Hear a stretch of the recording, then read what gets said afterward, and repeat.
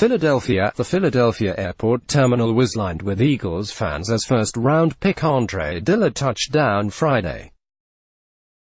When the 6'5", 315-pound specimen of an offensive tackle emerged from the jetway, sporting a fresh green Eagles cap atop his massive frame, cheers rang out and did not stop until Dillard was out of sight. "I felt like some kind of superhero," he said. He could be cast as one, with a size-speed combo rarely found on Earth. But this was no phone booth transformation.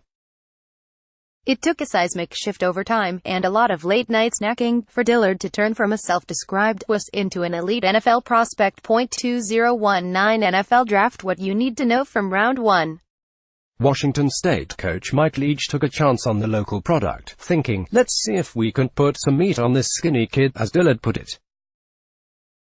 He packed on 20 to 30 pounds every year at Washington State, shooting from 240 to 310 pounds, a remarkable 70-pound gain in all. He attributes the growth to a commitment to the weight room and to chowing down, even at odd hours. Dillard had heard that people gain a lot of weight when they eat late at night, so he would set an alarm for 2 a.m. to ingest a protein shake before going back to sleep. Between classes he would fill his backpack with snacks. Those peanut butter and jellies in the bag was a go-to, and he'd pile in bananas and bars as well. His dedication paid off. He ballooned to 290 by his redshirt sophomore year and was up over 300 by his junior season. Dillard, meanwhile, was developing into one of the best left tackles in college football. According to Pro Football Focus, he allowed 1 sack on 677 pass attempts in 2018 while playing in Leach's pass-happy air raid offense. His testing at the NFL Scouting Combine, he ran a 4.96 40-yard dash, good for 4th best among offensive linemen, and was near the top in the broad jump, 20-yard shuttle and 3-cone drill, confirmed the athletic traits that showed up on tape. According to Executive Vice President of Football Operations Howie Roseman, Dillard was the Eagles' top-ranked tackle prospect and in the top 10 overall. When he fell into their range, Philly moved up 3 spots to select Dillard with the number 22 pick.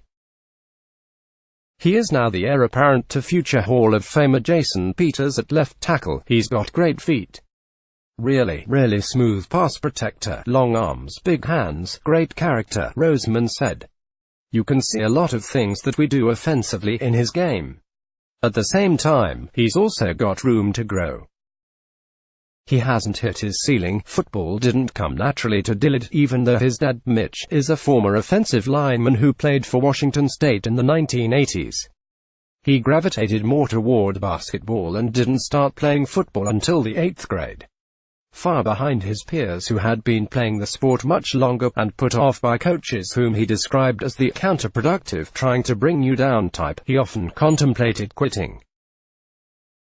Dillard also didn't take to the physicality of the game initially. "Well, by wuss, I meant, when I first played in 8th and 9th grade, I had no idea what I was doing.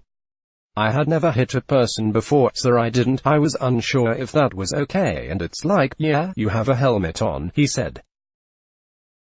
"Over the years of progressively getting better at the game, I just fell in love with it more and more and just put more of my body and soul into it, and so I've definitely gotten a lot more aggressive over the years." His high school coach has built him up where others had knocked him down, and with his father as a guiding hand, he began to blossom. NFL scouts started coming to watch him about midway through his college career. When first alerted of this by his coaches, his response was, "Are you sure it was for me?" That gave him the confidence that he could make a living playing ball.